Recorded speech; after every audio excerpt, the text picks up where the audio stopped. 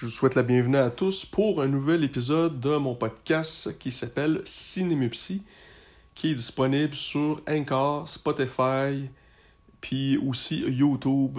Je vous avouerai par contre que j'ai eu des problèmes récemment là, à la publication de mon podcast sur Guillaume Dulude, la partie 2.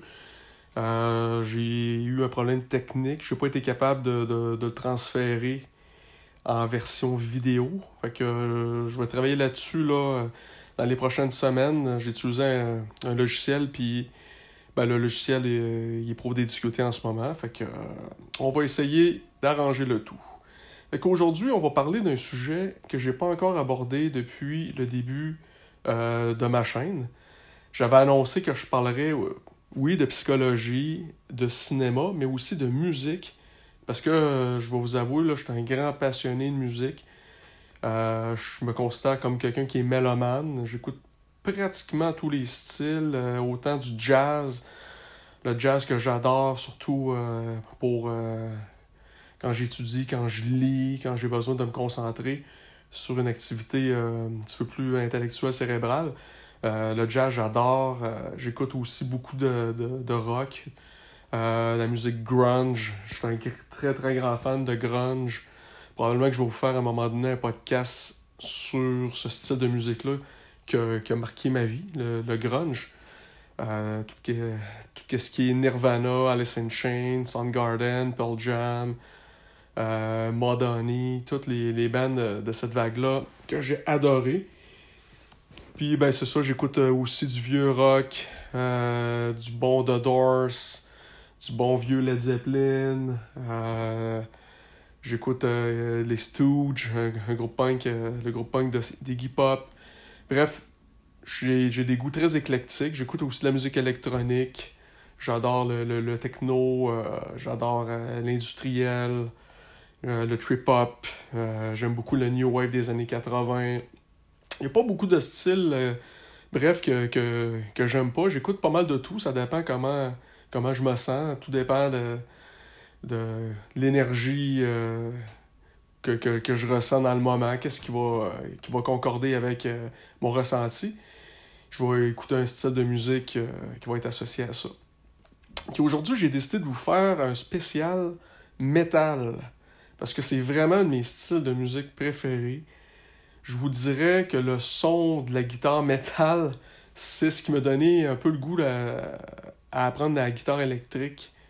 Parce que oui, je joue la guitare électrique là, de façon amateur là, depuis des années. J'adore ça. Puis le son métal de la guitare m'a toujours attiré. La première fois que j'avais entendu du métal, le son de guitare avec la distorsion, les riffs extrêmement lourds, pesants, agressifs, ça m'avait vraiment attiré au départ. Puis c'est un style de musique que je découvre encore parce qu'il y a tellement de branches différentes dans le métal. Il y a tellement de groupes aussi différents. J'ai décidé de vous faire un spécial métal. Je vais peut-être vous faire deux épisodes. Je vais regarder là, combien de temps je prends pour parler de chaque album. Parce que des fois, je peux me laisser aller puis ça va être plus long que je pensais. Mais bref, si c'est pas une partie sur le métal, mais je vais vous faire deux parties. Pourquoi je veux vous parler du métal? Parce que, comme je vous disais, c'est un style de musique qui m'a marqué. Puis aussi, il y a tellement de branches différentes au métal. Dans ce podcast-ci, d'ailleurs, j'ai comme structuré mon podcast de façon à ce que je vais parler de différents albums dans différents courants du métal. Je vais vous parler entre autres un petit peu des premiers albums de métal. En fait, un album en particulier qui m'a marqué. Je vais vous parler d'un autre style de métal que j'adore, c'est le thrash metal. Je vais vous parler aussi du death metal. Je vais vous parler du grindcore, un autre style de métal que j'aime beaucoup. Je vais vous parler du groove metal. Je vais vous parler un petit peu aussi du new metal. Bref, on va essayer de passer à beaucoup de styles de métal parce que je crois qu'il y a vraiment plusieurs albums marquants dans tous les styles de métal qu'il y a eu. Puis moi, c'est ça, comme je disais au début, j'ai quand même des goûts très éclectiques dans la musique en général, puis dans le metal, mais c'est la même chose. Je peux pas juste écouter du death metal, je peux pas juste écouter du thrash metal. Je pourrais pas juste écouter du grindcore. Bref, j'aime pas mal tous les styles. Fait qu'on va commencer par les origines du metal. Je pense que je surprendrai pas personne si je vous dis que je vais vous parler de Black Sabbath. Black Sabbath, c'est un groupe qui s'est formé dans les années 60, que la plupart des gens connaissent. C'est un groupe anglais qui vient de la ville de Birmingham, en Angleterre. Et pour moi, le Black Sabbath, puis pour bien des gens, là, c'est vraiment eux qui ont fignolé le style métal, le son métal, la technique à la guitare métal. Pour moi, c'est vraiment les papas du métal, les grands-papas du métal. Black Sabbath a son chanteur qui est très connu, c'est Ozzy Osbourne. Puis le guitariste, selon moi, là, vraiment, qui a inventé le style métal, c'est Tony Iommi, le guitariste de Black Sabbath. Puis aujourd'hui, je vais vous parler d'un de leurs meilleurs albums, malgré que je les aime pas mal toutes. Surtout la période, je vous dirais, de Ozzy. L'autre période après, j'ai peut-être moins aimé. Là. C'est vraiment, moi, la période Ozzy Osbourne que j'ai appréciée. Puis je vais vous parler d'un album de Black Sabbath qui est sorti le 2 juillet 1971, qui s'appelle Master of Reality. Puis cet album-là, pour moi, quand j'ai écouté ça la première fois, je vous dirais que j'ai compris, parce que j'entendais souvent que les Black Sabbath, c'était les inventeurs du métal. J'avais acheté Paranoid, qui est excellent. Oui, je veux dire, il y a des riffs quand même qui étaient quand même agressifs, surtout à l'époque que l'album est sorti, qui se démarquaient beaucoup des autres groupes de l'époque. C'était début des années 70, je pense que l'album est sorti en 70, Paranoid. Mais vraiment, c'est quand j'ai écouté Master of Reality que j'ai vraiment compris pourquoi on disait que Black Sabbath, c'était vraiment eux qui avaient inventé le métal. Parce que cet album-là a un son beaucoup plus pesant que les deux premiers. Je crois que Tony Iommi avait désaccordé sa guitare pour avoir une sonorité un petit peu plus grave. Puis ça paraît énormément. Puis aussi, j'ai compris en écoutant cet album-là pourquoi ça l'avait autant influencé le mouvement stoner, le stoner rock. Je sais pas si vous connaissez ce style de musique-là. Il y a Kyuss, qui est une des figures emblématiques là, du stoner, qui existe. C'est un groupe qui n'existe plus maintenant. Un des membres, c'était Josh Homme, de Queen of the Stone Age, qui jouait de la guitare. Puis quand j'ai écouté Master of Reality, je m'étais aperçu... j'ai vraiment compris pourquoi ça l'avait influencé le stoner. C'est vraiment la base du métal. Pour moi, c'est vraiment Black Sabbath et Master of Reality. Une chanson, je vais vous donner un exemple, une chanson comme Children of the Grave, juste l'introduction, la riff de guitare, pas en tuning, mais comment dire, quand le guitariste écrase les cordes, là, j'ai comme un blanc, là. Bref, c'est une technique qui est très utilisée dans le métal, que Metallica a utilisé à maintes reprises. Le palm muting, c'est ça. C'est la technique du palm muting.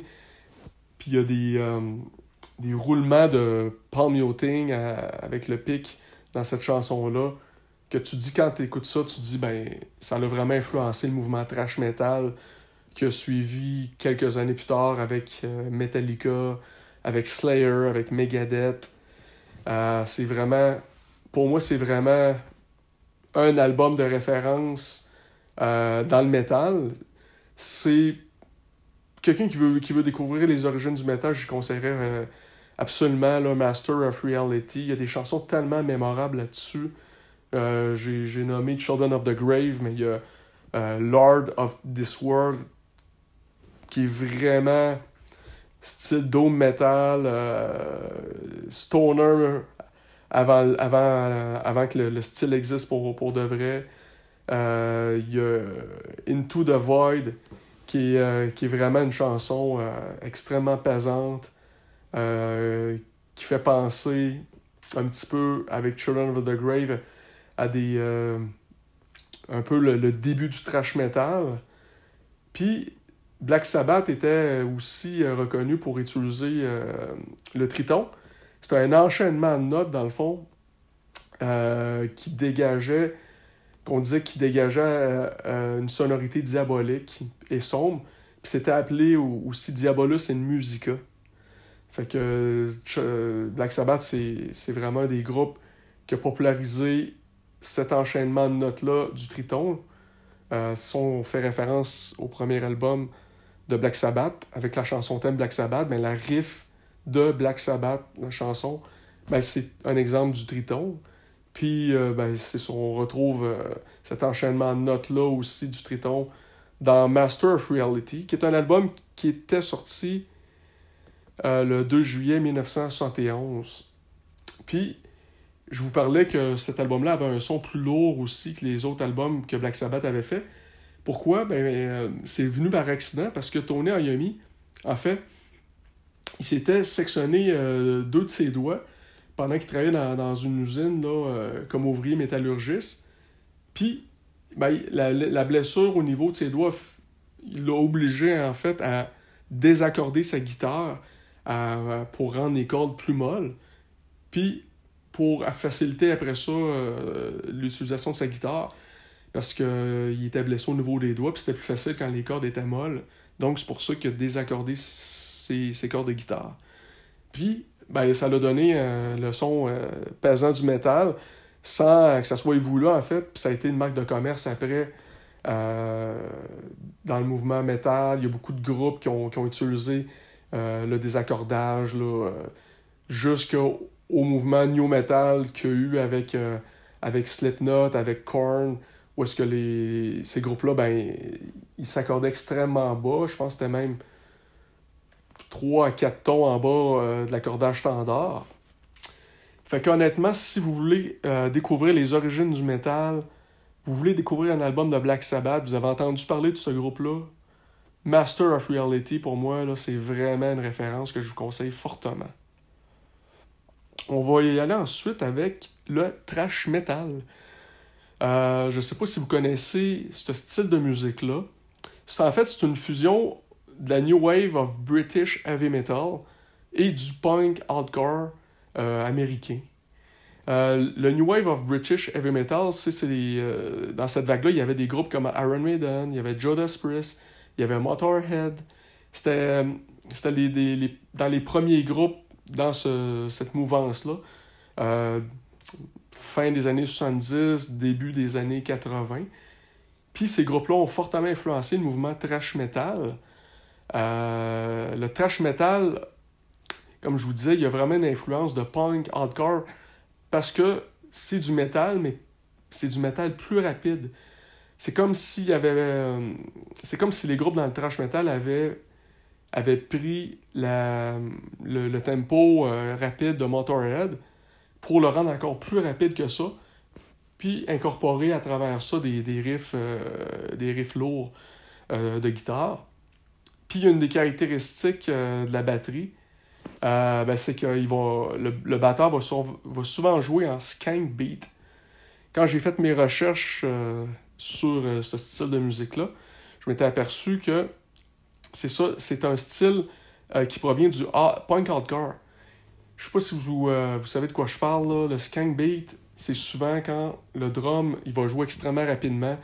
Je vais vous donner un exemple, là, comme la chanson Battery de Metallica. C'est une chanson qui est rapide. Lars Ulrich utilise le skank beat. Puis c'est une technique qui est fortement utilisée dans le thrash metal parce que les bands dans ce style-là vont jouer souvent très rapidement. Ça va être à une vitesse là, vraiment là, à plusieurs BPM, 180, 200 BPM, mais peut-être même plus. Donc, si je vous résume, le thrash metal, c'est vraiment une continuité de la New Wave of British Heavy Metal, mais en plus rapide puis en plus pesant. Puis, je vais vous parler de quelques albums que je vous conseillerais là, dans le thrash metal si vous voulez vous introduire au style thrash metal qui est pour moi un de mes styles de metal préférés. Je vais vous parler d'un album majeur là, pour commencer, c'est Master of Puppets de Metallica. Je pense que c'est pas une surprise pour tout le monde, là. C'est un petit chef-d'œuvre, cet album-là. Je vous dirais que Master of Puppets de Metallica, c'est l'album, je vous dirais, qui m'a introduit au métal. Puis c'est l'album aussi qui m'a fait aimer beaucoup la guitare métal. Comme j'ai parlé dans l'introduction de mon podcast, c'est ça qui m'avait donné le goût de jouer de la guitare, entre autres. Mais quand j'ai écouté la chanson Master of Puppets, la riff de départ, la riff d'intro m'a tellement scotché, j'ai tellement adoré cette riff-là, que ça m'a vraiment donné le goût après ça de m'acheter une guitare puis d'apprendre un petit peu les techniques du métal. Puis cet album-là, ben, il est sorti quand même le 3 mars 1986. Ça fait vraiment longtemps, mais c'est un album qui a extrêmement bien vieilli, je vous dirais. C'est un album qui s'écoute vraiment bien de la première à la dernière chanson. Parce que Metallica, ils ont eu... c'est un de mes groupes préférés, là. Je veux dire, je suis vendu là, à Metallica. C'est sûr que j'adore leur musique. Mais honnêtement, je dois avouer là, qu'ils ont fait aussi des albums pas mal moins bons. La période Load, Reload, j'ai pas mal moins aimé ça.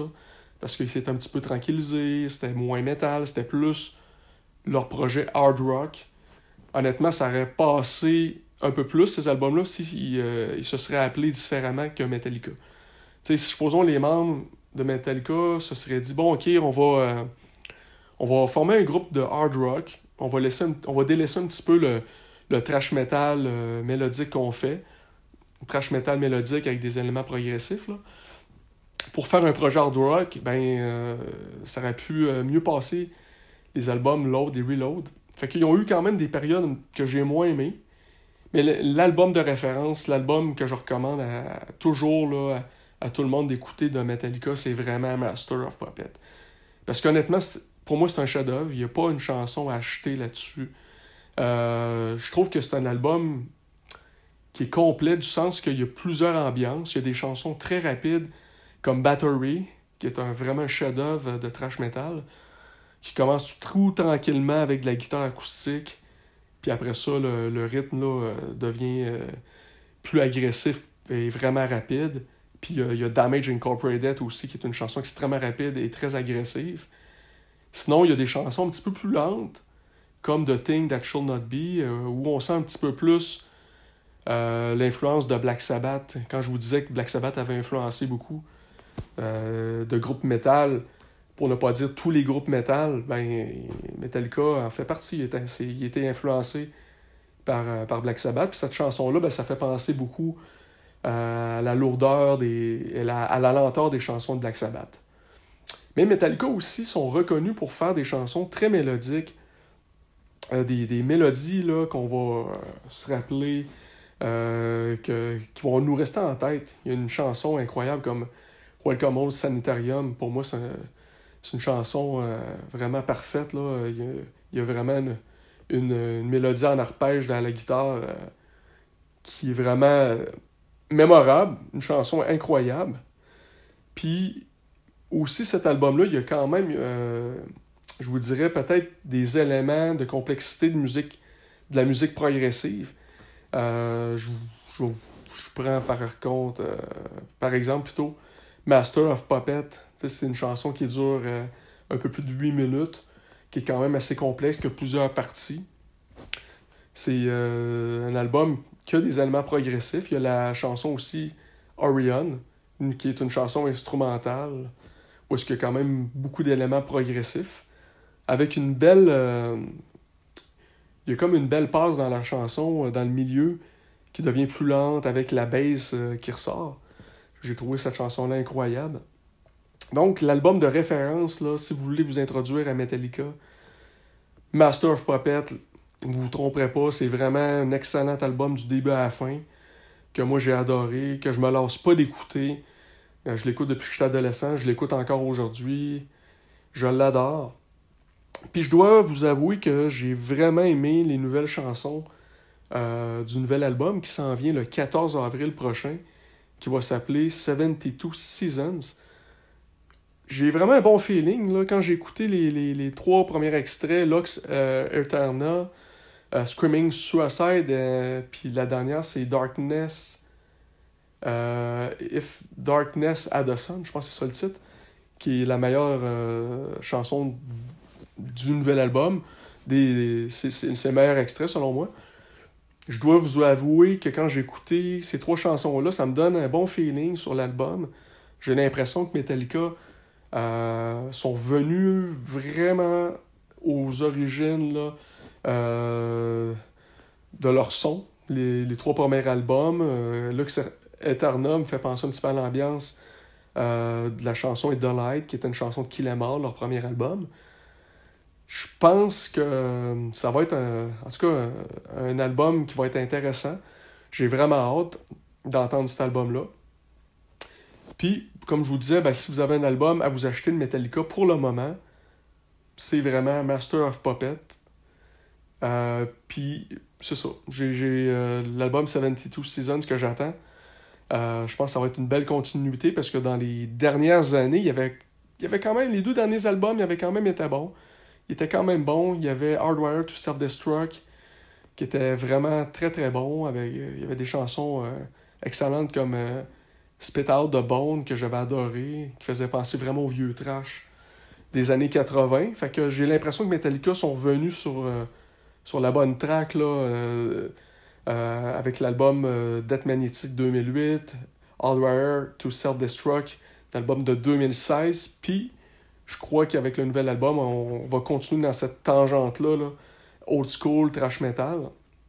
Bref, très très hâte d'entendre ce nouvel album-là. Puis Master of Puppets, c'est un album que je vous recommande fortement si vous voulez vous introduire à Metallica puis vous savez pas par quel album commencer. Moi, c'est vraiment l'album que je considère comme leur chef-d'œuvre. Je crois qu'ils n'ont pas réussi. En fait, je suis persuadé, ils n'ont pas réussi à surpasser cet album-là, là, bien qu'ils ont fait d'autres albums intéressants. Master of Puppets, pour moi, c'est le chef-d'œuvre de Metallica. On va poursuivre ensuite avec un autre groupe du Big Four, du thrash metal. Le Big Four, là, je vais faire une petite parenthèse, c'est des groupes qui venaient des États-Unis. Je pense précisément de la Californie. Metallica, Slayer faisait partie du Big Four, Megadeth puis Anthrax. Puis je vais vous parler aujourd'hui de 2 excellents albums de Slayer que je vous recommande fortement si vous voulez vous introduire à ce groupe-là, qui est un de mes groupes préférés du thrash metal. Premier album, c'est Reign in Blood. C'est un album qui est sorti le 7 octobre 1986. Reign in Blood est vraiment classé dans les meilleurs albums de tous les temps, surtout dans le style thrash metal et speed metal. Pour moi, là, c'est vraiment la fusion parfaite du punk hardcore et du metal. C'est aussi l'album où Slayer avait changé de label. Elle était passée par le label de Def Jam, qui est je pense un label qui appartenait à Rick Rubin, qui était le producteur de l'album. Puis c'était un label qui était quand même bizarrement associé au hip-hop. Mais c'est ça, ils ont changé de label avec cet album-là. Puis ils ont eu probablement plus de budget aussi que pour l'album Hell's Await, qui était l'autre album avant, puis Show No Mercy, qui était leur premier album, parce que le son est définitivement meilleur, ça sonne vraiment mieux. La qualité du son en général là, est vraiment supérieure, plus puissant que les 2 premiers albums. On entend très très bien la bass, la guitare, le chant de Tom Araya sort extrêmement bien. Puis il y a des petites pépites d'or là-dessus, honnêtement. Là. C'est comme, je vous dirais, cet album-là, c'est comme un peu Master of Puppets. Il n'y a pas une chanson à jeter là-dessus. C'est un album qui est bon du début à la fin. Un album qui est moins diversifié que Master of Puppets, mais qui est pas moins bon pour autant. Là. C'est un album qui est dans le rapide du début à la fin. Quand on écoute cet album-là, on a comme l'impression que Slayer a voulu jouer le plus rapidement possible. C'est comme si le groupe s'était dit on va faire l'album le plus rapide qu'il y a jamais eu sur la planète. On va composer les chansons les plus rapides du métal ça va être une référence pour le speed metal, ben, je pense qu'ils ont vraiment réussi. Parce que la rapidité d'exécution des musiciens est assez époustouflante là-dedans. Il y a d'excellentes chansons là-dessus, comme je vous disais. Angel of Death, qui a été écrite par Jeff Hanneman. Il y a Piece by Pieces, que j'adore, qui est vraiment excellente, qui a été écrite par Kerry King, qui décrit, c'est un peu morbide, ça décrit les actions d'un tueur en série, cette chanson-là.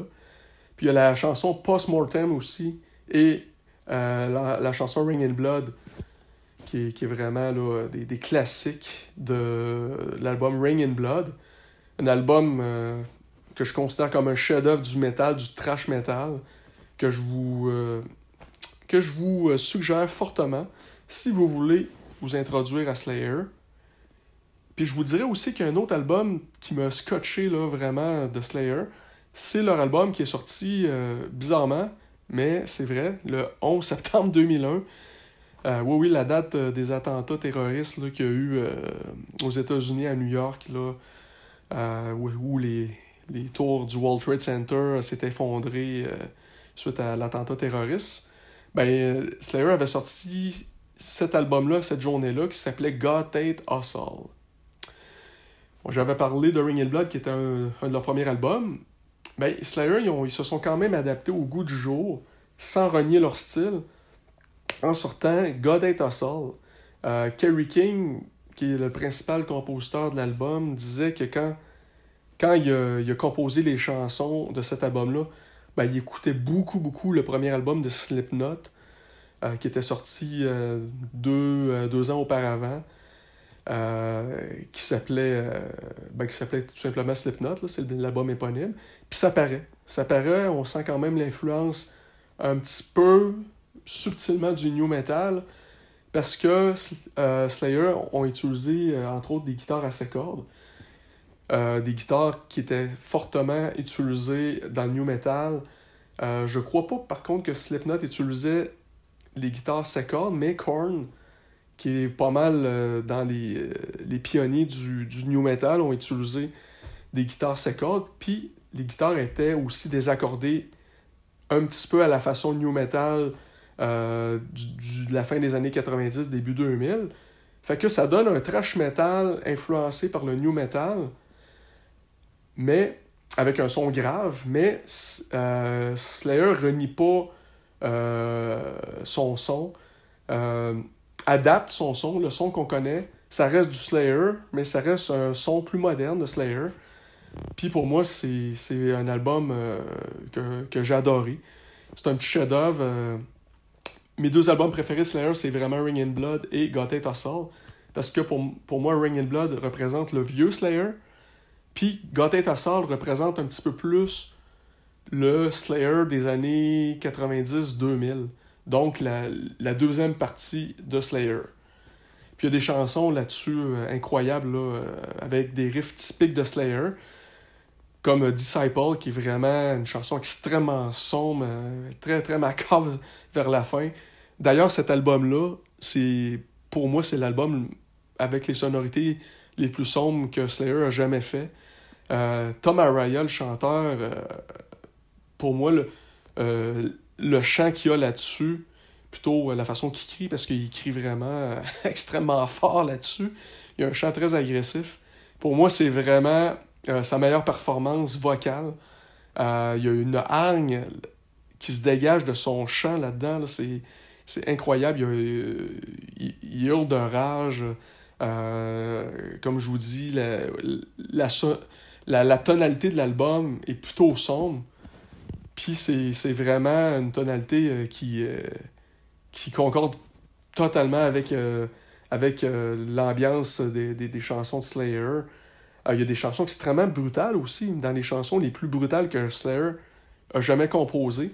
Il y a Warzone, qui est extrêmement puissante, une batterie avec une sonorité, je vous dirais, militaire, qui détruit vraiment, qui fait exploser tout son passage. Puis il y a des chansons un petit peu plus old school, comme Payback, qui est une chanson extrêmement rapide, qui finit l'album, qui clôt l'album extrêmement bien, avec une sonorité C'est plutôt grave dans les guitares là, que je vous disais parce que Slayer avait décidé de désaccorder leur guitare pour cet album-là. Donc c'est un album idéal pour, je vous dirais, découvrir un petit peu plus le nouveau Slayer, le Slayer des années 90, début des années 2000, un Slayer qui s'était adapté un petit peu au goût du jour, sans se dénaturer. Parce que c'est ça qui est génial avec Slayer, c'est que peu importe les modes qu'il y a eu, ils se sont jamais dénaturés, ils ont jamais été dans le commercial, ils se sont jamais dit on va écrire des ballades là, pour faire plus d'argent. Metallica avait un petit peu tombé là-dedans, je vous dirais, là, avec l'album Noir, qui était quand même bon, qui était excellent, avec des bonnes mélodies. Mais il y avait une chanson plus tranquille comme Nothing Else Matters, mais c'était une belle chanson, là, mais je veux dire, Slayer a jamais tombé dans les chansons plus douces. Ça a toujours été à fond la caisse, ça a toujours été on détruit tous notre passage, on, on, on va faire de la musique la plus agressive qu'on est capable de faire. On va faire de la musique la plus violente qu'on est capable de faire dans le style thrash metal. Fait que c'est ça que j'aime de Slayer. Puis c'est deux albums que je vous recommande fortement, deux chefs-d'œuvre selon moi du thrash metal. Ring in Blood, sorti en 1986, puis God Hate Us All, sorti en 2001. Je vais vous parler du 5e album ce soir, puis on continue dans le thrash metal. Je vais vous parler de l'album The Atrocity Exhibition, Exhibit A, du groupe américain Exodus. C'est un groupe des années 80, dans la même période que Metallica.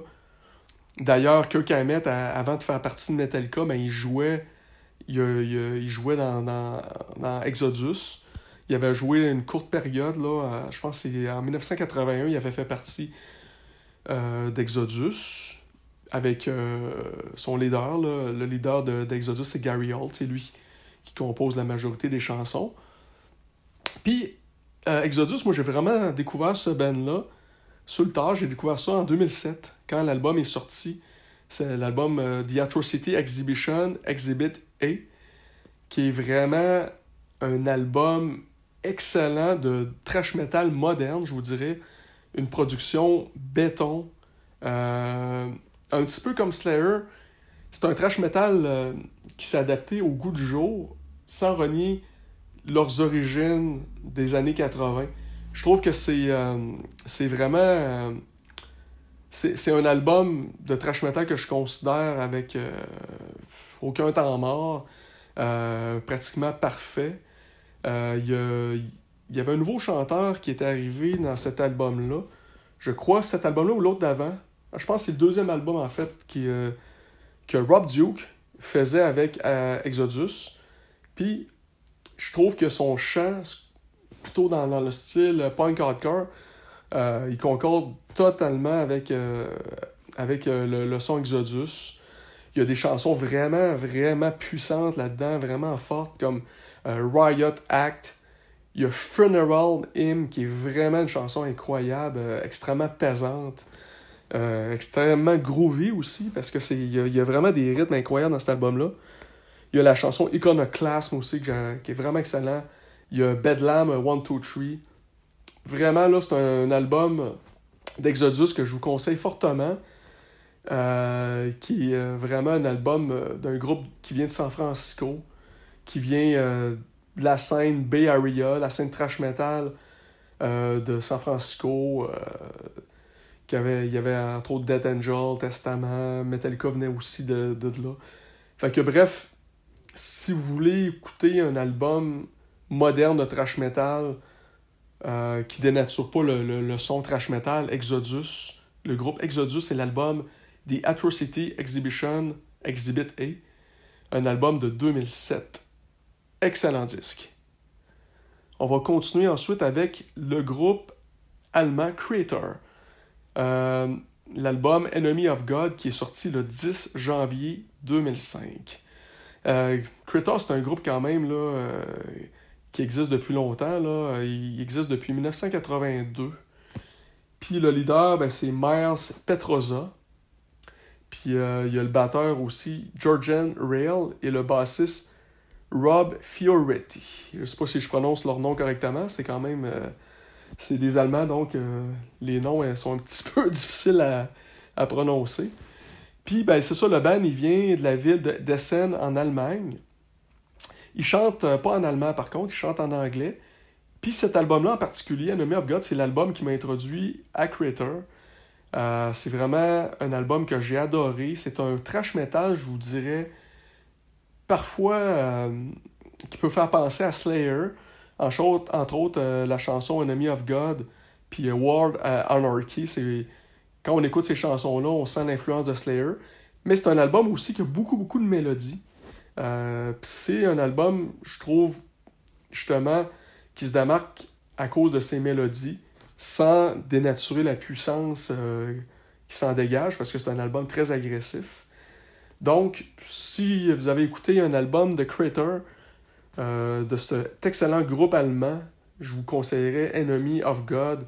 Pour moi, c'est un album qui a été marquant là, du mouvement thrash metal, mais thrash metal allemand. C'est excellent disque, je vous conseille fortement. Là, on va continuer avec un autre style de métal. Je vous ai parlé des origines du métal, je vous ai parlé ensuite du thrash metal. Là, on va tomber dans le death metal, qui est un style de métal un petit peu plus underground, peut-être plus difficile d'accès parce que c'est surtout au niveau de la voix. Les gens ont en général de la difficulté à aimer ce style-là parce que les chanteurs puis les chanteuses, il y a quelques chanteurs dans ce style-là, ils vont avoir une voix plutôt gutturale, ils vont avoir une voix plutôt caverneuse, une voix grave, une voix qui fait penser un petit peu à quasiment des films d'horreur, ça grogne, ça crie, ça hurle. Donc c'est un style de musique qui est peut-être plus difficile d'accès, mais moi c'est vraiment un des styles de métal qui me fait triper le plus. J'adore le death metal. Puis, je vais vous parler de quelques albums de death metal que je vous suggère si vous voulez vous introduire au style. Premier album, je vais vous parler du groupe Morbid Angel, puis son album Altars of Madness. C'est un album qui est sorti le 12 mai 1989. Morbid Angel, c'est vraiment un des groupes les plus populaires du death metal, mais de la scène de la Floride. Parce qu'il y a eu une scène floridienne du death metal qui a été vraiment très très populaire dans les années 80. Puis Morbid Angel fait partie de cette scène-là. Je vous dirais que cet album-là, Altars of Madness, c'est un album moi, qui m'a marqué complètement, que j'écoute encore avec grand plaisir aujourd'hui, qui est vraiment précurseur aussi du brutal death metal qu'il y a eu dans les années 2000, dans la fin des années 90, début 2000. Ça a influencé le death metal extrêmement agressif.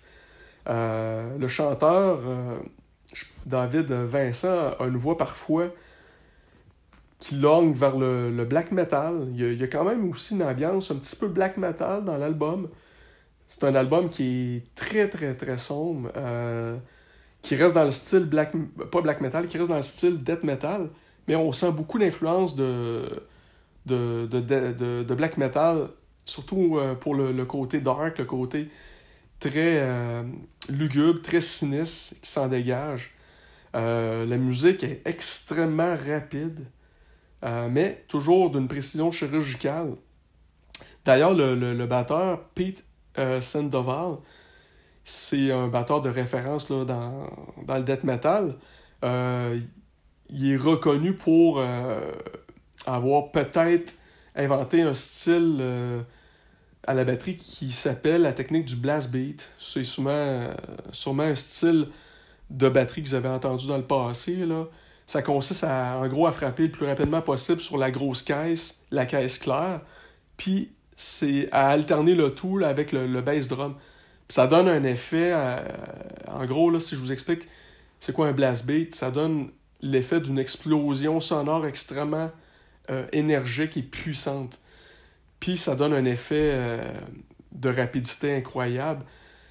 Donc, dans mes recherches, en tout cas, c'est peut-être pas lui qui a inventé le style, mais ça reste en tout cas dans les pionniers du style à avoir utilisé la technique du blast beat, qui est une technique qui a été utilisée à maintes répétitions après ça dans le death metal.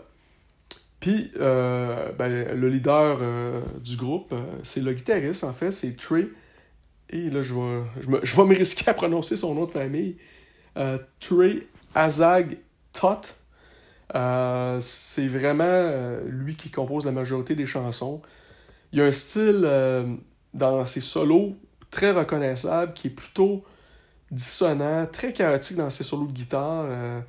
Il va utiliser souvent son vibrato là, pour donner un effet un petit peu comme une tornade et un effet étourdissant aussi dans ses solos.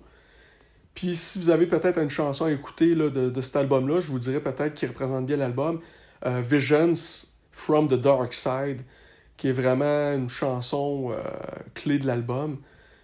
Donc Morbid Angel avec l'album Altar of Madness, un album sorti le 12 mai 1989, un album de référence, tant qu'à moi, là, pour le death metal. Là, je vais vous parler vraiment de mon groupe préféré de death metal. C'est l'album, c'est le groupe qui s'appelle Death.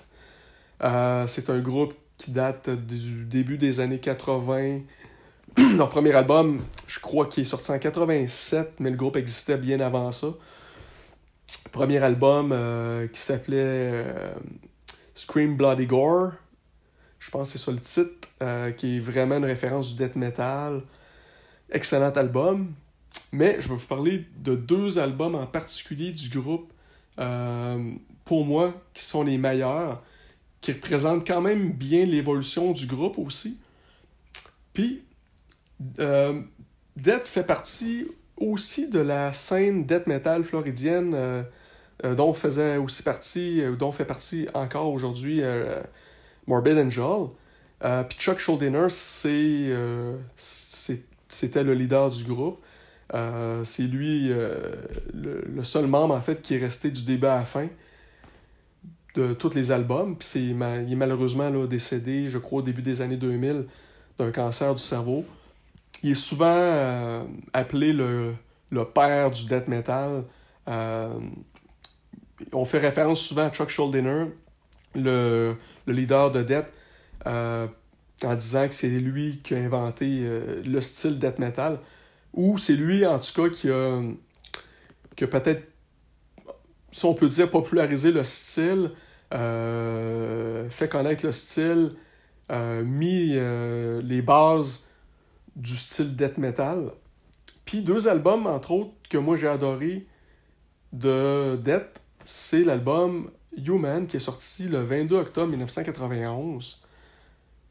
Pourquoi j'ai aimé cet album-là? Parce que au début de la carrière de Death, on sentait beaucoup l'influence de la scène trash metal, comme des groupes comme Slayer.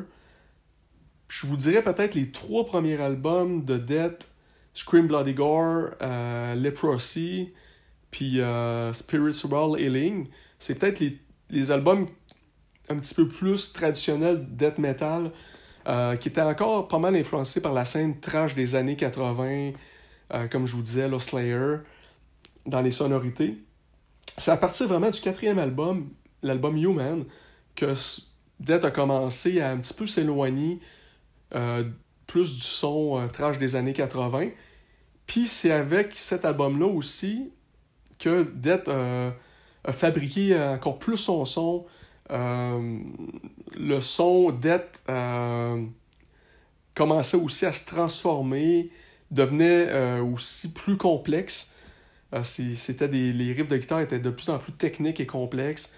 Il y avait aussi des éléments de musique progressive qui commençaient à s'incorporer dans la musique de Death. Les riffs étaient encore teintés de thrash metal, mais l'ambiance était un petit peu plus progressive dans la complexité des riffs. Puis l'ambiance générale de l'album était beaucoup plus sombre aussi. Puis Chuck Schuldiner, pour cet album-là, ben, il avait mis, je pense, tous les autres membres dehors. Parce que c'était vraiment lui le leader, c'était vraiment lui qui composait les chansons. Il y a eu quelques collaborations de ces musiciens dans les 3 premiers albums, mais après ça, là, c'était vraiment Chuck Schuldiner qui composait toutes les chansons.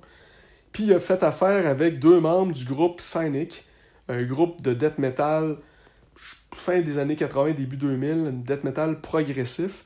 Il avait invité sur l'album le guitariste de Cynic, qui s'appelait Paul Masvidal, qui était aussi le chanteur, qui est encore le chanteur de Cynic, et le batteur de Cynic, Sean Reinert.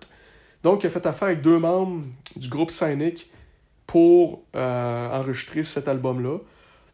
Un album extrêmement agressif, extrêmement puissant, mais en même temps, c'est un album qui est raffiné au niveau des sonorités.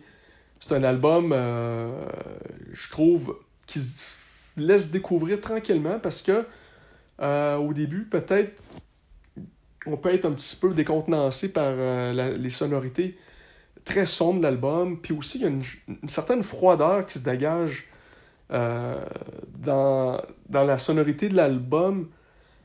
Je vous dirais que quand j'ai écouté cet album-là, sans que ça ressemble à Injustice for All de Metallica, mais je vous dirais qu'il y a une certaine froideur un petit peu similaire à Injustice for All de Metallica, sans que ça soit, comme je vous dis, le même style. C'est peut-être une comparaison que je pourrais faire, là. C'est un album qui prend un certain temps avant de se laisser découvrir. Plus on l'écoute, plus on l'aime. Puis, à un moment donné, ben, moi, c'est devenu un de mes albums préférés de Death. Il y a des chansons vraiment incroyables là-dessus, extrêmement puissantes, comme Flattening of Emotions. Il y a Suicide Machine qui a une riff de guitare là-dessus incroyable, dans le milieu un petit peu plus pesante, plus lente, vraiment, vraiment incroyable. Together as One, excellente chanson. See Through Dreams, vraiment une excellente chanson. Donc, je vous dirais, c'est l'album transition du vieux Death avec qu'est-ce que Death est devenu après cet album-là. C'est vraiment un album entre les deux. Entre les 2 styles que Death a fait. Le style plus traditionnel Death Metal et le style peut-être plus Death progressif, mélodique après l'album Human. Là, je vais vous parler d'un autre album de Death. Si vous avez vraiment un album, par contre, de Death à écouter en premier, pour vous introduire à ce groupe-là, moi, je vous conseillerais avant tout peut-être Symbolic. C'est peut-être l'album le plus accessible qu'ils ont fait. Quand je vous dis accessible, on s'entend, c'est pas de la musique pop, là. Ça reste du death metal, mais la production était très, très léchée sur cet album-là. Le son était très clair. Le chant est peut-être plus accessible aussi. On entend mieux les paroles prononcées, chantées ou plutôt criées par Chuck Schuldiner. Pour moi, c'est vraiment un album de référence pour le death metal progressif, mélodique. Je pense que c'est un album qui a influencé énormément de groupes aussi dans ce style-là. Moi, quand j'ai écouté cet album-là pour la première fois, je me disais que ça a sûrement influencé des groupes comme Children of Bottoms. Parce que c'est vraiment un album puissant, agressif, de death metal, mais qui ne laisse pas tomber pour autant la mélodie. Il y a beaucoup de mélodies incorporées. Les solos de guitare de Chuck Schuldiner sur cet album-là sont particulièrement mélodiques. Puis aussi, il y a un côté complexe de la musique progressive, qu'on retrouve les structures plus complexes aussi, comme l'album Human. Mais l'album est plus accessible que Human. Vraiment plus accessible pour, je vous dirais peut-être, à cause du son. C'est vraiment à cause du son aussi, puis pour le chant de Chuck Schuldiner. Puis cet album-là, selon moi, contient dans les meilleurs solos de guitare là, de Chuck Schuldiner. Il y a tellement un style reconnaissable.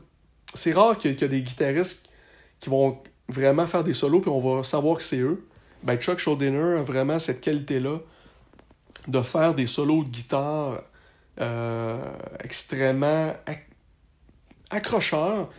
Mais quand on les entend, on sait que c'est lui qui joue parce qu'il y a vraiment sa signature propre. Puis pour moi, cet album-là, c'est vraiment un bel équilibre pour l'agressivité, les mélodies, puis même, parfois, il y a des sonorités plus expérimentales que j'ai trouvé géniales. Là. Ça dénature vraiment pas le son Death. Ça fait juste, je vous dirais, montrer un Death avec une nouvelle progression, un Death qui sort de sa zone de confort, mais sans renier l'agressivité qu'on aime du groupe, parce que c'est ce qu'on aime aussi quand on écoute du Death. Là.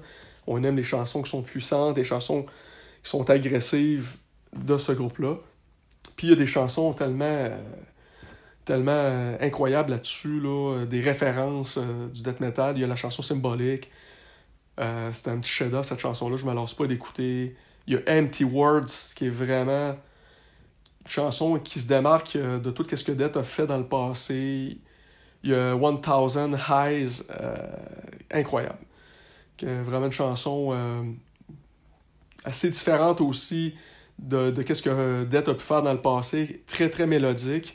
Dans les riffs de guitare. Un style de riff qu'on n'a pas entendu souvent de la part de Death. Bref, les deux albums de Death que je vous conseille, c'est l'album Human, un album qui est sorti en 1991. Puis il y a l'album Symbolic qui est sorti en 1995. Selon moi, le groupe Death, c'est le meilleur groupe qu'il y a eu dans le death metal. C'est mon groupe préféré en tout cas. Ça, c'est mon opinion. Je vous dirais, si j'ai un nom à vous faire connaître là, du death metal, si j'ai un groupe à vous parler du death metal, je vous dirais c'est le groupe Death. C'est un groupe qui m'a vraiment là, qui m'a jeté à terre la première fois que j'écoutais ça. Puis ça m'a fait découvrir en fait le death metal sous une autre forme que juste des groupes qui vont gueuler, juste des riffs de guitare qui vont être extrêmement agressives, mais des fois qui sont pas nécessairement qui ont pas nécessairement beaucoup de subtilité.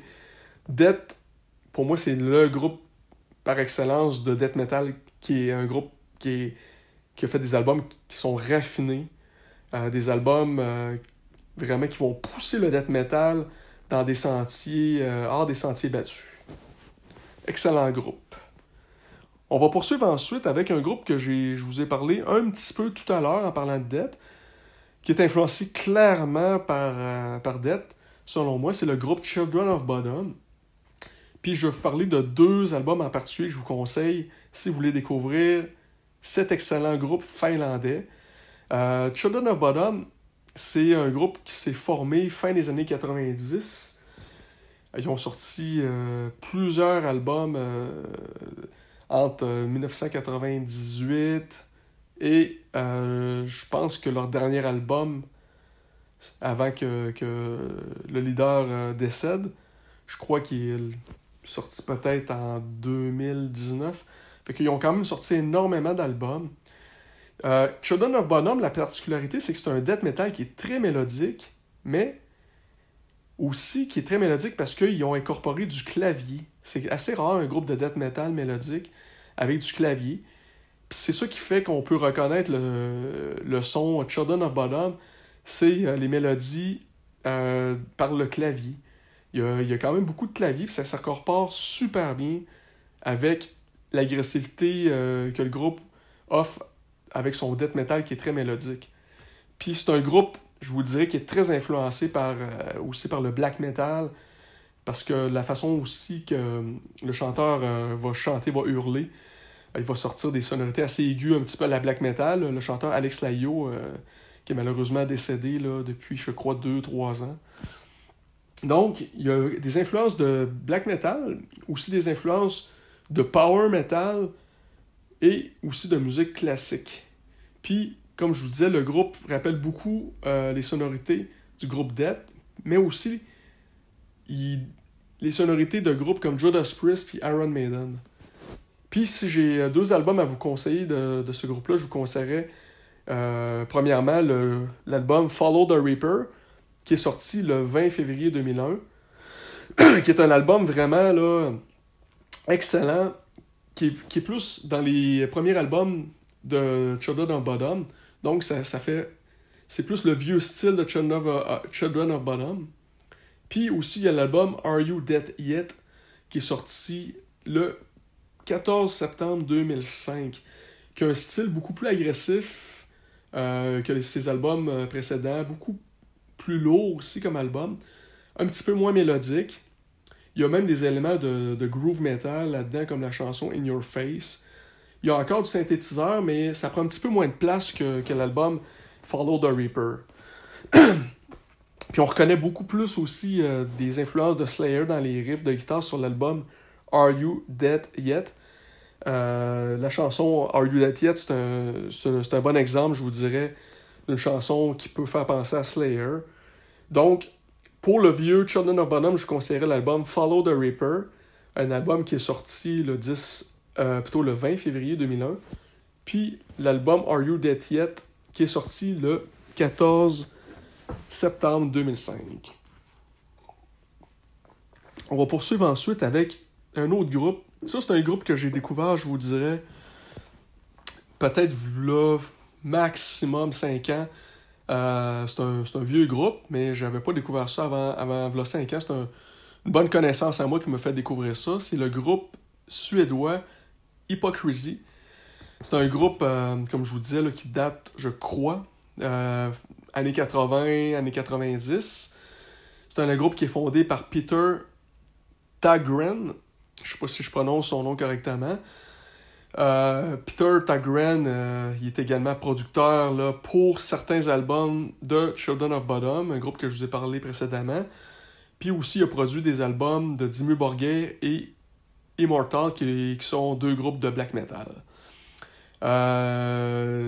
Peter Tägtgren, il a aussi formé pas mal de groupes, là, je vous dirais, il est très actif. Il a formé un groupe de metal industriel qui s'appelle Pain.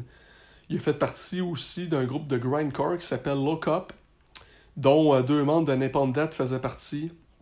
Il a aussi participé à un groupe qui s'appelait Bloodbath.